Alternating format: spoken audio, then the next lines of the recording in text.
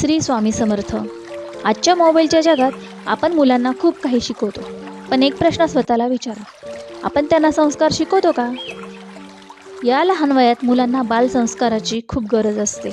मुलांना स्तोत्र आणि मंत्र शिकवले तर त्यांचा मेंदू शांत राहतो, त्यांचं मन शांत राहतं, राग कमी होतो आणि एकाग्रता वाढते.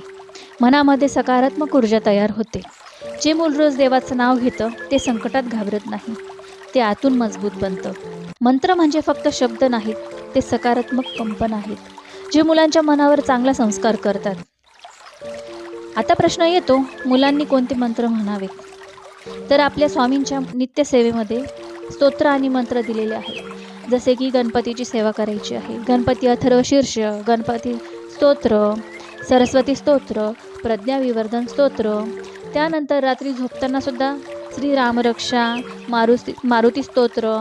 त्यानंतर आपल्याला काही मंत्र म्हणायचे आहे, स्वामींचं मंत्र म्हणायचं आहे, माळ जपायची, मुलांना शिकवायची आहे. तर हे सगळे अशी सेवा केल्याने मुलांना सेवा पण करायची सवय लागते आणि संस्कारसुद्धा आपले यापासूनच मिळायला लागतात. कारण संस्कार लहानपणी रुजले तर आयुष्यभर फळं देतात. श्री स्वामी.